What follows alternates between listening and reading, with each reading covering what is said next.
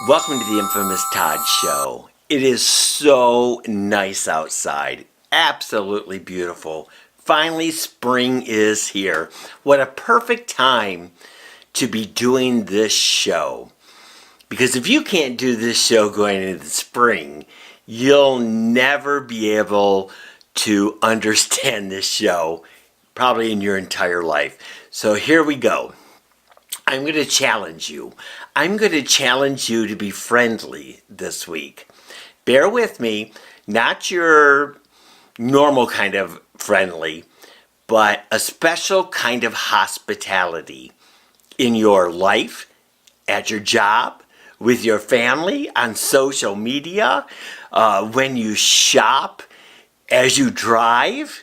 I'm asking you to challenge yourself for the next 7 days, starting tomorrow morning. Let's call the challenge #mindful. I want you to use today to prepare for yourself to become #mindful. Because just saying you will be mindful will not be enough for this challenge. Being mindful, kind, and generous with your disposition. Can you balance the times when you are an ass? Don't get me wrong. If you're rude, you're still rude. Being a nice person does not forgive you in the moments that you're offensive. But it's the people that rarely make an attempt to be aggressively kind that come off as bitter people in life. We all have them. Right now, you're probably even thinking of somebody. I need you to find 7 ridiculous matching items, at least 4 inches in length, something that would be out of place around your home. It could be 7 troll dolls. Maybe you go to the 99-cent store and you just buy a package of toys that all have matching Monopoly money inside of it. Or 7 neon washcloths that you have lying around the house. Maybe you have 7 bumper stickers with smiley faces, or 7 bright silk daisies, or 7 rubber duckies. You name it. Just make sure that the item would seem out of place, but they all must match. They all must look exactly the same. The reason they need to match is you need, each time you see it, to become once again mindful in this challenge. Now you're going to place those 7 items in different places you visit most in your life, where you'll see them all the time. At your desk, the dashboard of your car, the sink next to your toilet, wedged near your computer that you're probably watching this show. If you're watching on a cell phone, make it a screenshot for the next 7 days on your cell phone. I use and still use these bright pink lizards that stick to non-porous surfaces. I recreated and renovated my entire life 10 years ago based on the project I want to talk about in today's show. It's called Mindful. #mindful. I take it to the extreme. I wake up to the Google Calendar telling me my events for that day include me being #mindful all day long. To remind me to take my 24 pills that I need to survive each day, I have my cell phone set to alert me at 9 a.m. and again at 9 p.m. I call the alerts on my cell phone. When it pops up and starts ringing, it says #mindful. I crawl out of bed and stuck to my Amazon Echo. There's one of these bright neon lizards reminding me to be #mindful. There's one stuck in the window of my home, not in a corner, but in an obnoxious location, ensuring I notice it. And it's funny because then other people notice it and they ask me about it, and I get to share what I'm doing with them, and hopefully that'll inspire them. And that's why I'm doing this show, because I'm hoping to inspire a few of you. In this case, I call him Augie. Imagine. Augie the lizard was an item my friend Jesse and I gave to each customer that bought a pizza from Augie's Pizza when I used to own that company. Soon the lizards would be all over the neighborhood, stuck on people's windows of their cars and their houses and stuff. But now they're on the mirrors of my home. They're on and in my refrigerator. They're in my car. They're on my laptop.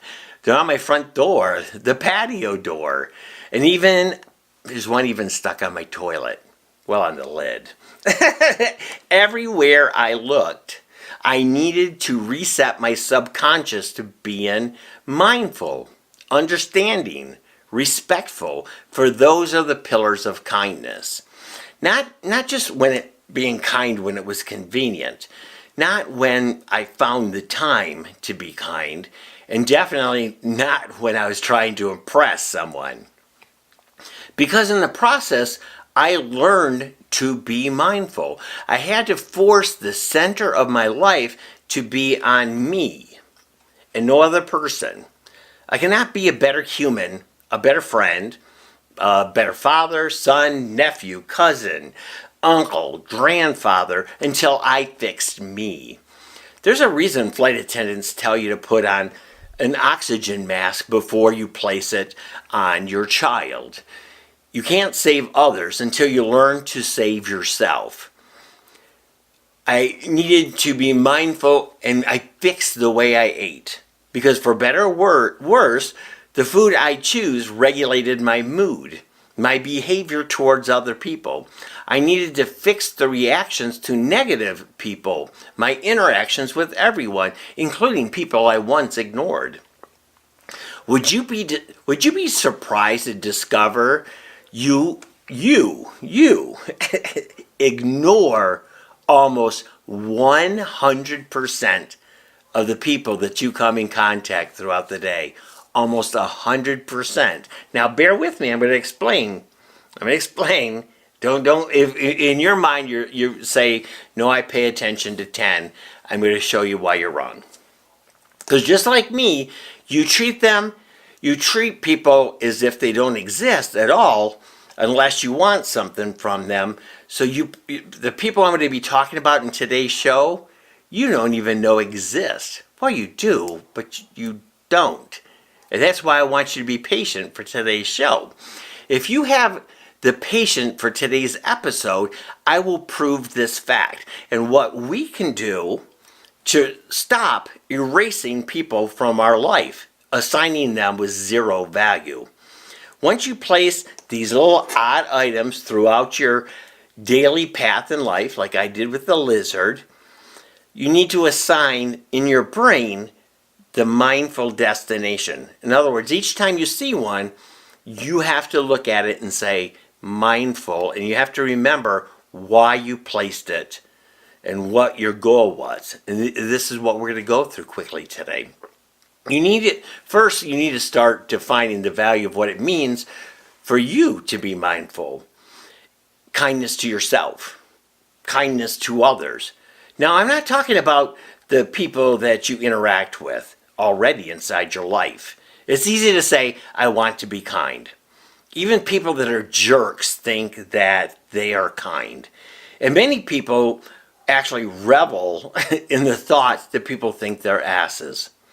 So perhaps if you're one of those people, the 59th episode of the infamous Todd Show will not have any value to you. But I want to believe your inner core is curious. At least today, right now on this show, I'm hoping so.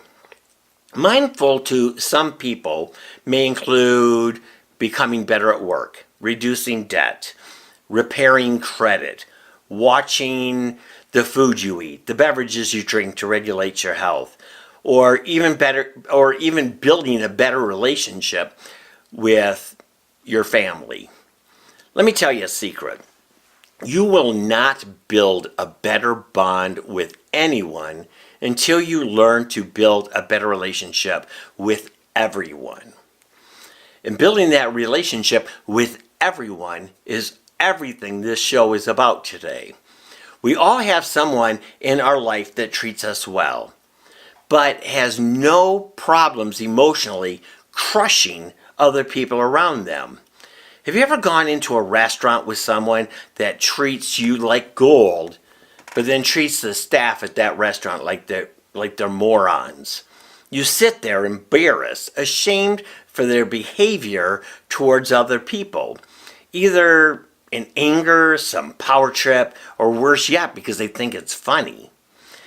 You are sickened for the person that is the butt of this belittling from a family member or perhaps a friend. It doesn't matter if you treat someone of value, even with perfect respect, if they see you treating others like garbage. Do you really believe they consider you kind behind your back? I challenge you today. I'm going to challenge you, since it's spring and everybody likes to do garage sales, I challenge you to go online or some garage sale or perhaps a school bookstore is clearing out discontinued books now that graduation's gone by. And I want you to buy a psych textbook. Nothing complicated, like Psych 101 type of stuff. Easy to read, simple. I want you to get a general idea of personalities. Now remember, general implies stereotypes. Not everyone falls in a long set of definitions. Don't become an armchair psychiatrist. Everyone knows people like this. Don't fall into that trap. I want you to read it to just get a better idea on behavior. Perhaps it'll inspire you to select more books. But start with learning a general idea of basic terms and a brief theory behind each one. Not something found randomly online, but an actual book used in universities. Let that be your first step. It will allow you to be kinder to people you once found too complicated. Doesn't mean you're going to accept them, but it will at least let you, maybe you can be more understanding. Well, maybe understanding. Gentler. In reading the school book, you may discover yourself. In discovering yourself, you may become more aware of your strengths and acknowledge some of your weaknesses. Knowing your weaknesses allow you to make a path to either change them or learn how to operate around them. On shows episode 55 and 58 of the infamous Todd show, we discuss people in your life, which circles of closeness to place them in, and which people to invest in for your success. But what we didn't talk about was learning to accept people that you find irritating. I can't stop people from disliking me. So I'm not even going to pretend to stop your haters and your critics.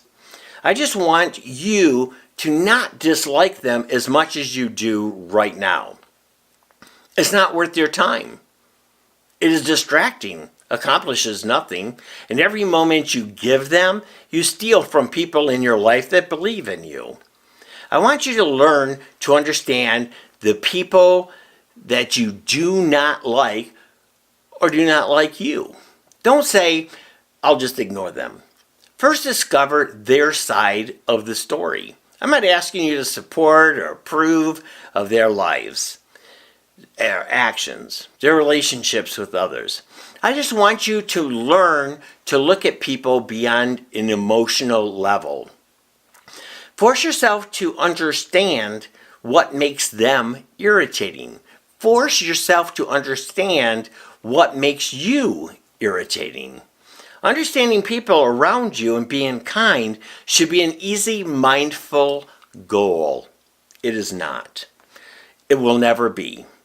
It will challenge you every moment for the rest of your life.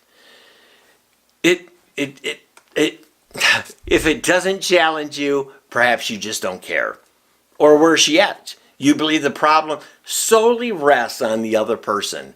Figuring out people's is a life challenge. Believe me, once you figure them out, they go and then they're going to change. But you know what? As you learn to discover more and more people and how to see them, you begin to change. You become a better person.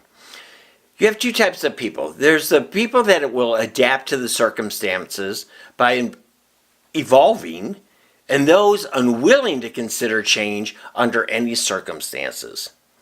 I often wonder which of the two my friends and family consider me. Something tells me many of us would have hurt feelings if we knew the true feelings on this subject. For today's show, though, I want to talk about mulch. Mulch, M-U-L-C-H. People in your life that make your life better, but for one reason or another, you refuse to acknowledge them. Today's show is about mulch. Let me give you an example of mulch. The cashier in the lines you don't select inside the store. The waitress, when you go to a restaurant, that's in another part of the restaurant. The person pumping gas next to you. The customers, patients, strangers standing and walking by you. The people idling in traffic, sitting by your car. Each time your vehicle comes to a complete stop. Now you understand. If you include these people into the group of people in your life, you will be able to understand the concept of ignoring almost 100% of the people in your life. You stop and you talk to a friend. Lots of people are walking around you. They're still in your life, people. You sit in a club or on an airplane. People vanish from your brain. Unless it is the waitress or a busser that's waiting on you, hundreds of people are sitting and interacting all around you in that restaurant on a busy night for dinner. I don't know their names, where they live, well, unless they happen to be one of the unknown neighbors surrounding my home. I don't know what their children's favorite class is in school. Maybe it's the child themselves I ignore. I see them playing around my neighborhood. My Michael grumbling because they make too much noise, and he wants them to be placed on dog leashes, hidden in their homes, or better yet, a different neighborhood altogether. I need to start bringing life back into my life. We make fun of people that bury their heads in cell phones, but most of us do the same thing. On just as much of a destructive manner, we ignore the people around us. We walk by thousands of people as if they do not exist. We look through them, devaluing their life, not because we're mean, but because we were taught to look past them, to assign no credence to their lives. Not just the cashier at the McDonald's, but the manager expediting the order. The line cooks that put your food together. These people are part of the success of your life. The success of that meal. Everyone always says, Todd has never met a stranger. I never realized how many people I ignored in my life until I started this hashtag mindful exercise in 2009. You don't have to be like me and have entire conversations with them. You don't need to be sharing recipes with some old lady you met in produce, discussing vegetation solutions with random groundskeepers like I do, asking strangers to define their perception of politics or religion, not to fight with them, but to understand different views different from my own, or to create my own conclusion. Well, until the next person can change it to another thought. Personally, Mother Swanson will tell you, before I even leave Kentucky Fried Chicken or Arby's, I will go to the front of the restaurant and use my booming, loud, baritone voice to thank everyone for my food. I want to thank everyone for my food. I say it loud enough that even the dishwasher in the back will hear me. Why? I've worked my entire life in the restaurant industry. I've watched the reaction of staff once they were complimented. Do you know that people will keep their jobs longer based on the feelings that they have value compared to those that will keep them for financial gain? Make them feel they have value. What did it cost you? A car stops next to me. I glance over long enough to smile and nod. Most of the time they return the smile. Often their smile is much larger than the one I gifted. In a flash of a second, I may have changed their mood. Them returning the smile I felt inside. I'm just asking you to try this mindful challenge for 7 simple days. You cared enough to smile at them, to acknowledge their existence. What did it cost you? You walked through a store, a person simply passed you. For a tiny moment, your eyes met theirs. Simply smile. Acknowledge them. What did it cost you? When talking to employees in positions, forcing them to wear name badges, use their name. Thousands of studies prove over and over that people are more invested in a conversation by simply using their name. You are a sucker for it.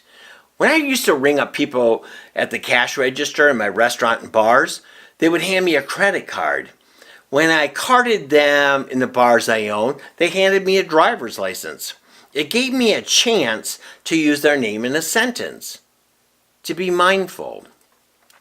Know that a person subconsciously reacts positively to you using their name.